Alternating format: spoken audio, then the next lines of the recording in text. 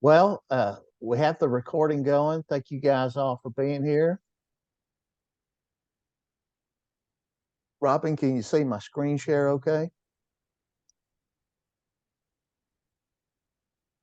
Well, this is the January 4th professional roundtable for CTAT. And I know that we're about to see each other in a few days. And one of the reasons why we wanted to go ahead and have this is we were able to expand the number of presentations that we offered because Leslie squeezed together some time slots and then we eliminated the roundtable. And that was, we had so many presentations that were so good that we didn't want to take any out. So we did some squeezing, some moving around. So we got more presentations. So that eliminates the roundtable at conference. So we're just going to go ahead and have it now. And that keeps us normal ish. So thank you guys all for being here. And remember, we are recording. So if you do not wish to have your picture posted on social media, because this will for sure be posted on YouTube, then make sure you participate with your video turned off. Again, I can't say it enough. Thank you guys for being here. It's all about working together, and we have the best community for education in the state. I believe it firmly, and that's because of you guys in this room being willing to work together like you do. We do have, it is February, so that means that the elf says, does this mean he can put his tree up? I think the elf puts his tree up in February, whatever floats his boat. And then Valentine's is coming up. And guys, if you're looking for love, you cannot do better than quoting Howard Wolowitz. And his line he's using on Valentine's Day is, are you Google because you have everything I'm searching for? That Wolowitz is one clever person. This is our season 4 of the roundtable. Of course, we all remember started with the COVID updates, but I really enjoy these and I do think they're beneficial. I pick up something every month. And I know that you guys all share with me is that you always pick up something every month that you can use. So thank you so much for being here. Don't forget that this coming week, February 5th through the 7th, is our winter conference in San Antonio. We're looking forward to seeing all of you. All the presentations are sold out. And like I was just saying, Leslie, who managed to juggle and get all of those slotted perfectly. She has squeezed together some time slots, and so nearly 100% of the presentations that were submitted were accepted. And we thank you so much for your presentations. And I'm looking forward to going to many of them because I got to read through the detailed agenda, and I know that they're going to be fantastic. Thank you so much. February 1st has some interesting birthdays. Garrett Morris from those Saturday Night Live casts, and my favorite skit that he did was he did that bit for the hearing impaired folks, and instead of doing sign language, he just get on TV and yell real loud. That tickled me for some reason. I don't know why. Clark Gable's birthday was today. Remember Rhett Butler from Gone with the Wind? Sherman Hemsley, George Jefferson, one of my favorite TV characters of all time. It's his birthday, February 1st. And we lost Mary Shelley, who was the author of Frankenstein on February 1st. So anyway, I always thought that was unique that we had Mary Shelley was the author of Frankenstein. You can use that in trivia next week. Happenings on February 1st in the year 2023 is when we had the Columbia space shuttle accident. And of course, I remember exactly where I was when I first heard about it, as many of you probably do too. And also on this day, in February 1st, the Beatles song, I Want to Hold Your Hand, went to #1 and spurred them on to come to the United States and be on the Ed Sullivan Show. And so that's a unique. Also, we have our roundtable sponsor. Typically, they don't have a chance to be with us, but today they do. And it's a company that everyone's familiar with, ICV. It's hard to charge the hill in career and technical education without our industry partners.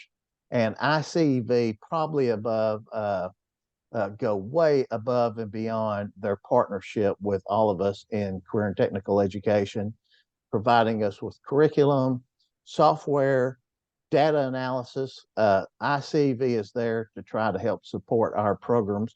And we're lucky today because we have Mark Johnson. Mark, I wasn't sure if you or Dusty were going to be here, so I'm sorry you have to share a picture screen with Dusty, but It'll be better. We'll have a beer too. you have that He's comparison. he's a lot younger than I am, so I can certainly vouch for that. I wouldn't tell anybody. Y'all could be same age as far as I can tell. Well, Mark, if you don't mind hopping in, do you mind saying a few words to the folks? Sure. Obviously, we're super excited for next week. It's always an amazing week for us. We like to kick it off Tuesday, obviously, with the happy hour session, which usually is a lot of fun. But most importantly, we appreciate the opportunity. I travel all over the country. I work with multiple states, and they're not all created equal. This particular group, to me, is the absolute leader nationally. I get asked from even state folks, where should they go to really evaluate and see a state that does this really well? And I send them to either the midwinter or the summer conference. There's so much to learn. You guys do an amazing job, and it really is all about collaboration. And I don't see that in every state. It's unfortunate, but it's exciting that you guys are willing and able to collaborate and really work together. That slide previously nailed it in reality, and it's the reason these events go off so well. And there's standing room only for sessions. So for us, we're looking forward to next week. Wow. Okay. Well, then I'll have to let Frank know. Yeah. We're looking forward to. I don't know what that was. Yeah, go ahead. Okay. Now I'll end with this. We're looking forward to next week. We know there's a lot going on in each one of your departments with all the different adoption stuff going on. They're going to change the adoption. What's going to happen when Proctor 2017 expires and we have gap years. So for us, we really have worked hard on some creative opportunities for those gap years, for those expiring contracts. So I'll put a form in the chat if you guys want to schedule a time to come by and visit. While you're in San Antonio, we'd like to kind of break it down and show you some of the things we put together and see if they're a fit for your department. But we know there's some pain points there, but most importantly, looking forward to next week. Appreciate this opportunity to collaborate with y'all and continue to share your ideas with us, because that's how we continue to grow and make the product a better fit for you and your teachers. So thanks very much. And Mark, will you guys be able to be there during the opening session to share a little bit about the textbook proclamation and some of the new stuff you guys are rolling out?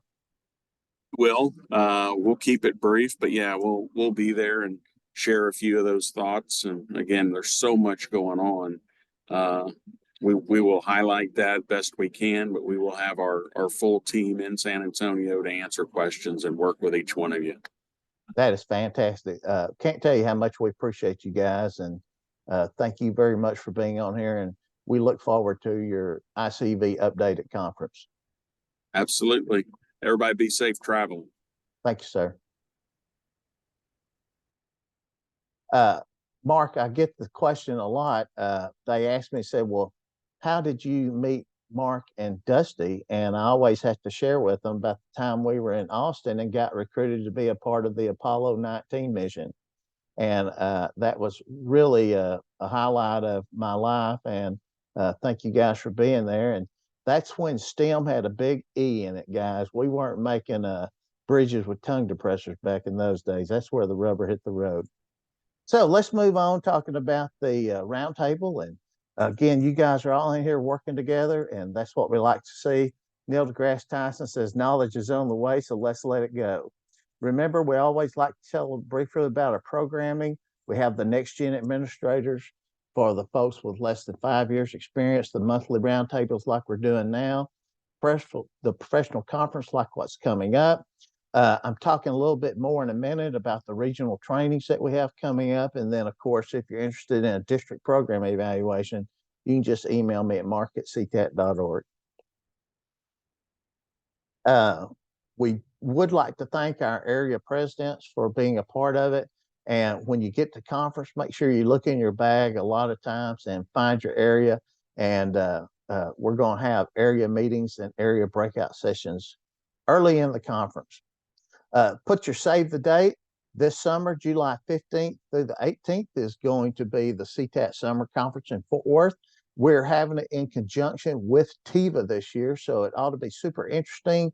And we ought to have some vendors there from the trades and industrial world that you might not get to see every year. So it should be a super interesting and a very festive event. Also coming up, if you haven't been to, or if you went last year and you want the update and the new information, sign up to go to the CTAT TASBO Joint Academy that's going to be in Round Rock the 25th through the 26th. And it will have all of the information that if you went last year, be more. And in addition to that, we've added a complete unit on school-based enterprises. So the information has been updated, and TASBO has been such a great partner. And if you've never heard Becky Estrada speak, you need to get over there, because when she speaks to the finance world, it matters. And she knows 10 times more than she's forgotten 10 times more than I'll ever know. So we appreciate TASBO being that partner. Grab your finance and your PEAMS folks and come as a team.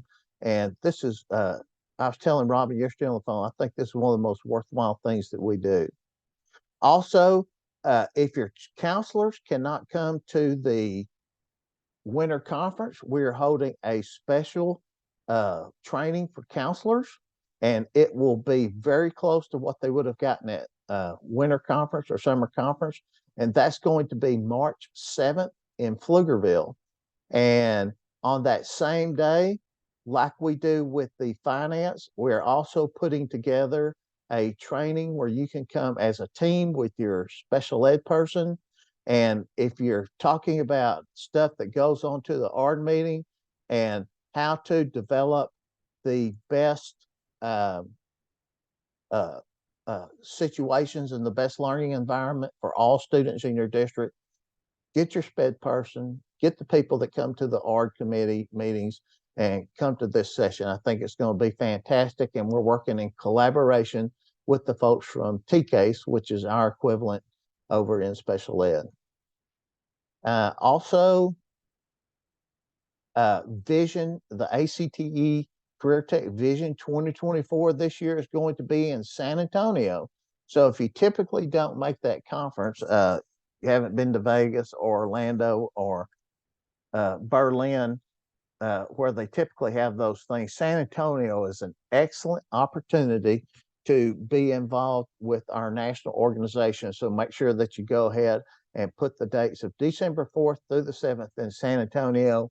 All of CTAT, we're going to be there in force, and we look forward to seeing you there in December. Any of the events that we just mentioned, you can register for it if you will go to the CTAT.org professional learning page, click on events, and of course, all of those are on there with more information and registration links. Also, if you haven't been inputting or haven't asked your teachers to upload lessons and resources into the shared resources CTAT page, ask them to do that because this is, we're getting some resources in there, and it is up to you guys and the CTE community to actually put those resources in and share with everyone. And I really think this is going to be an outstanding resource for a new teacher or a teacher with maybe just a year of experience, where they're out there swimming upstream trying to get resources, and this will be a good place to find some. As far as any kind of breaking news, the research experience through Texas A&M University. Oh, and Robin, Robin, do you want to talk about the Vision 24 real quick? Oh, yeah, sure. So ACTE Vision, since they're coming to Texas this December, we've already had our first planning meeting with their team, and they're looking for us to fill 10 presentation workshop slots. So if anybody here is interested, please let Mark or me know. The event is going to be at the convention center in San Antonio. So if you're interested in going, I think you can already book your hotel room, and I would encourage you to do that sooner rather than later so that you're at the host hotel right next to the convention center. I'm sure we're going to end up doing something for Texas folks that attend, something really fun. So. And look Robin, forward to seeing you. Mhm.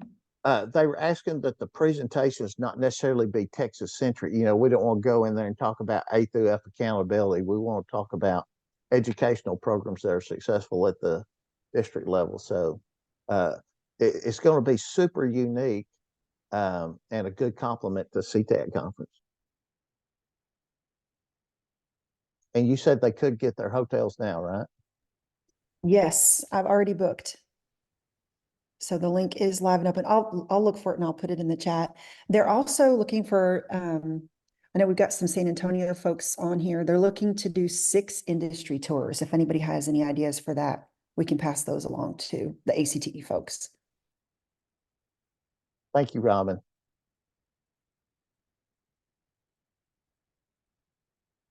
So the Texas A&M University, through the machine learning and smart design, is offering teacher research fellowships this year, summer, and they're paying up to $1,000 a week. So you can go to people.tamu, and of course this is in the CTAT chat too, and you can download an application and be a part of that research and make a little dough on the side. Just really quick, I still get some questions about the updates on the CTE SPED frequently asked questions. And of course, that's on the website, and that has been included in the TEA newsletter.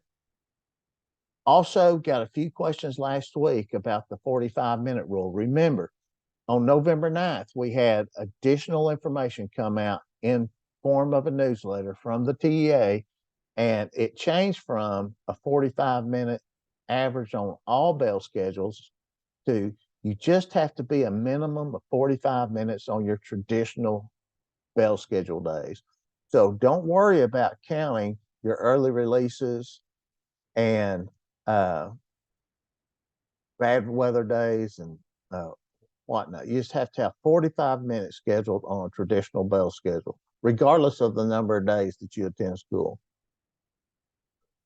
This all comes from the TEA newsletters. LEAs can access technical assistance with reports through the CEDAR application in Teal. And of course, the CEDAR applications are just hitting today, I think.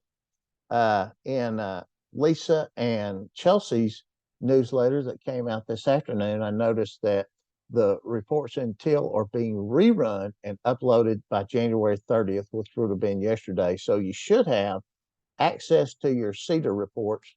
If not today, then super soon. And you will have to use those reports for your CLNA when filling out the Perkins grants. And this is a Perkins year. CLNA will be released early this month, and submissions will be due in around the 1st of May. So that's going to be right on top of us quick. There are some summer career and technical education grant opportunities. One is for summer, where you can do work-based learning opportunities and get a teacher paid for that. And then the other one is if you're starting a new CTSO, you can pick up a grant that will help pay for that. And I think typically, one of you guys may know better than I do, but I think typically these have been around $50,000. Proclamation 2024 is in the works, and I think you'll hear a lot more about that at conference. And of course, ICV is on it as far as getting their materials adopted and on the state list. Also, they're putting together some TEA teach revision work groups for engineering.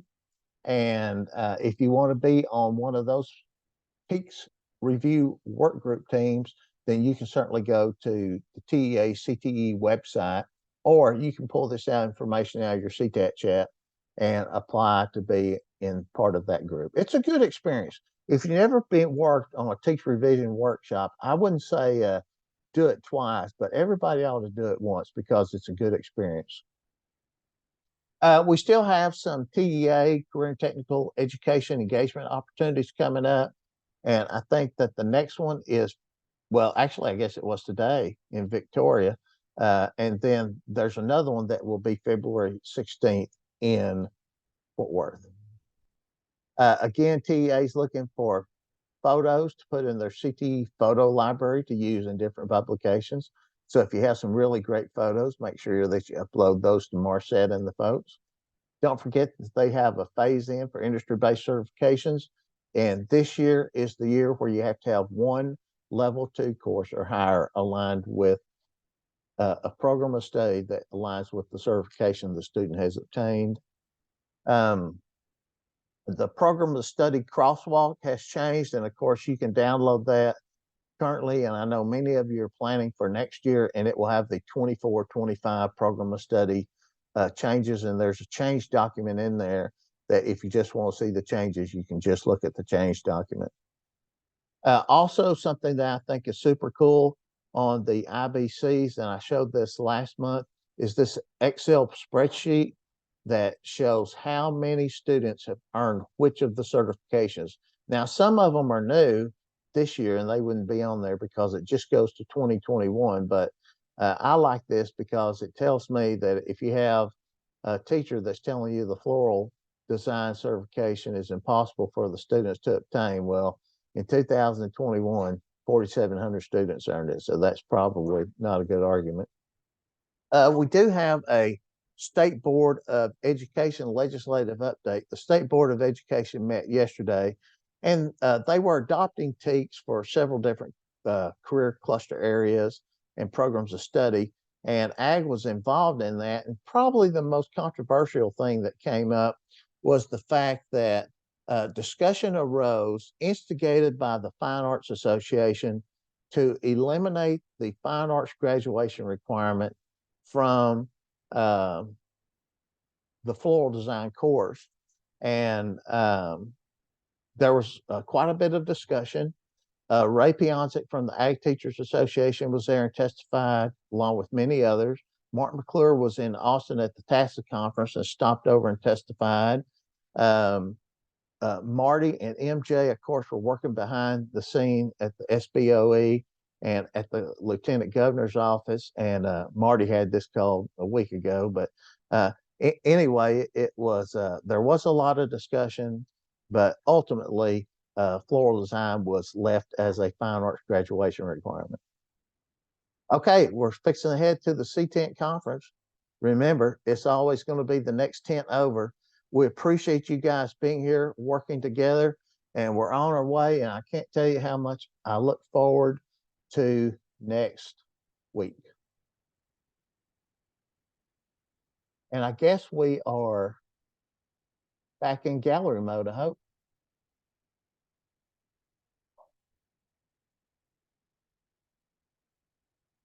Any questions, comments?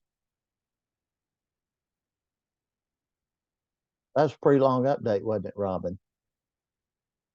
Mark, this is Susie. The discussion of floral design and fine arts, is that coming from the fine arts people pushing back? I know we get pushback in our district that we're taking the numbers and they don't like that. Susie, it was coming from the Fine Arts Association, and I think Robin got a 1 or 2 day heads up. They were going to bring it up at the month before. And so it was, I don't want to say an ambush, but anyway, it didn't turn into a super confrontational deal. The folks that were there with the Ag Teachers Association and they're speaking and giving testimony, they were all able to give the positives that apply to floral design, and especially that gets the fine arts credit. You know, we have 5,000 students earning an IBC, 47,000 students across the state take floral design. It's 300 FTE teaching units, 300 full-time teachers are employed across the state teaching floral design. So that would have been quite the ordeal, you know, and I think sometimes you don't want to pull the trigger too quick with something like that. You know, you want to do pretty in-depth research. And I think that was all shared, and the state board took everything to heart. Robin, even Monica Martinez jumped in there and talked about how crucial the CTE courses were for the academic credits.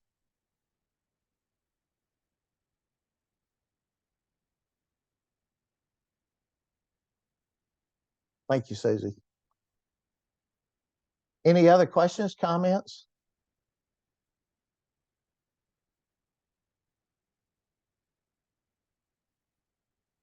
Justin said that his district is fighting the gap between the requirements for becoming a health science teacher and the requirements for alt certification programs.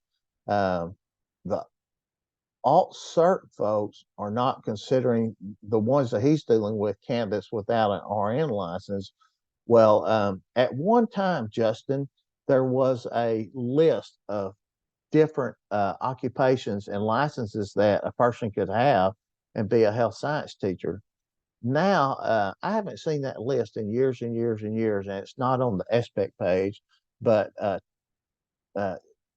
that's going to vary from alternative certification group to alternative certification group. So you might need to shop that a little bit somewhere.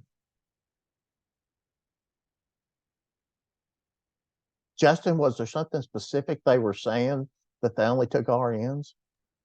Yeah, that's what I was going to type in there. What we're getting is that the content exam is focused on if you don't at least have an RN licensure, you're not going to be successful. So they're worried, obviously, about their reporting and their pass rates and things like that. So it's very few that we can get in to anybody that's not at least an RN. And Sherry just topped in there that Region 13 has a great resource. Yeah. Too, but Have they So- denied it as well? I would be curious. Justin, have you talked to them? I haven't. I mean, we send the list. I mean, we're a district of innovation specifically for CTE. And so, but before we hire anyone, we want to make sure that they can at least get accepted into a program, right? Mhm. That's kind of our criteria. But I mean, most of the ones we send it to, we get it kicked back. I've got a bachelor's in biology and I'm a certified clinical medical assistant. That meets the state law. Yeah. But the alt certs are worried about, again, their pass rates. So they're saying, they won't accept them. Yeah, I would definitely check Region 13 just because I know for a fact they've certified people without an RN. And they have those same criterias and they know exactly because it's heavy CTE. So they'd be a great resource, especially for you to build a relationship with. Ashley has personal experience with it, and she said that they get you up to speed. I've had several that have gone through iTeach and Texas Teachers, and it's never been a problem before. And they're non-RNs. We've had athletic trainers, we've had radiology techs, paramedics. So there's a wide range. Justin, did something change with the alternative certification with the test or with the program? Not that that I'm you know? aware of. I mean, we have a few that are very good about quickly reviewing a candidate and then getting it back to us so we can move forward with the DOI process. But again, that's just what we hear. Not an RN, we're not going to take them. So just curious if that was everywhere. It sounds like we just need to push those folks to Region 13. Yeah. I'm on the Region 13 alt cert site, and it says they can enter the health science K612 program with an associate's degree, current medical or healthcare licensure, certification, or registration by a nationally recognized agency, or 2 years of full-time wage earning experience, and they can get into the health science career tech cert.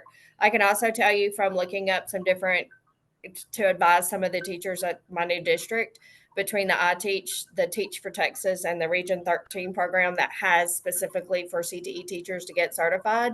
The CTE, the Region 13 is like a $6,300 certification program, but then they offer an immediate scholarship on CTE, which knocks it down to around 41 something, which is just a few hundred shy of iTeach or Teach Texas. So if that's a consideration for any of your people, there's some information for you. That's good info.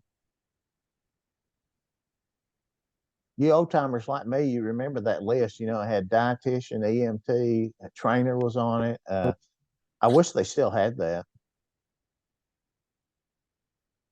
Hey, Justin, I love the idea that your DOI is so open and that you use kind of that being able to qualify an alt cert. Is that the only kind of qualification used for your DOI?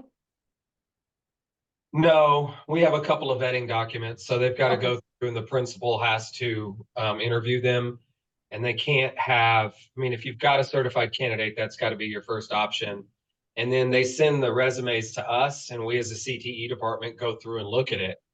And that's where we get the frustration. It's because like this person meets the law, exactly what Charlotte was just saying. I mean, that comes from TEA website. And then we run in, we hit our heads against the wall when nobody will take them around here. Yeah. Our DOI has been we only have 3 in the entire district. And they're all health science. And so it's going to kind of open up if the board chooses to go that way. And so I think it still needs rules and I like, parameters. So that's interesting.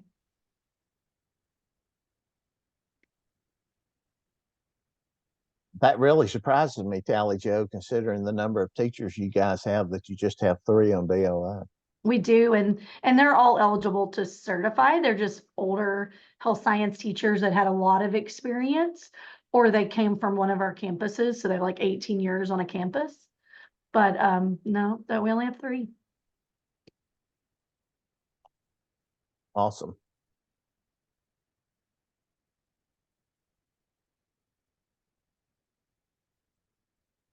Any other comments, questions, complaints, venting topics? Robin, do you mind stepping in here a minute and sharing, what's the count at conference right now? I think we're up to 715. 715. And Yes. last year was 785-ish, am I right? I mean, 685-ish? It was 685, yeah. Yeah. And so we're kind of we keep creeping up and getting a little bigger every year, and we should have a lot more room this year because we moved to a much bigger venue. And I haven't visited it, but you guys altered it, so it is quite a bit bigger, isn't it? It is. And don't go to the Hyatt Regency, y'all. When you put in your GPS, it's the Grand Hyatt. So it'll be a different location in San Antonio than we had last time. And we have so many people coming. I think Mark convinced Leslie to spring for an extra taco bar at the reception. So Look at should that Oh, extra Mark. extra taco bar.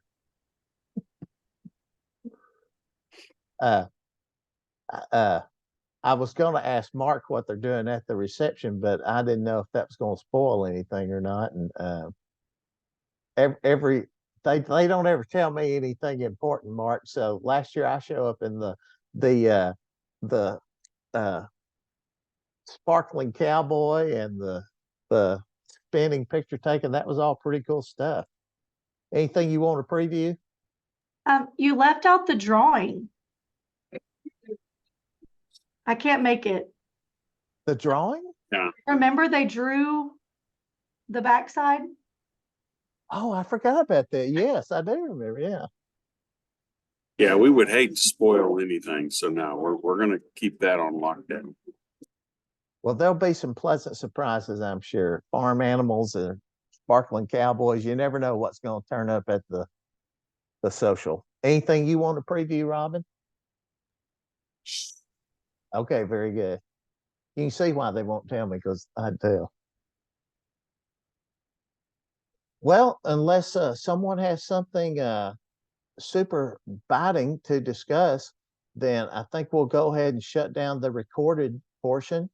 And I know that we have a lot of good topics. And then next week or in March, when we come back to visit again, we'll be able to kind of debrief.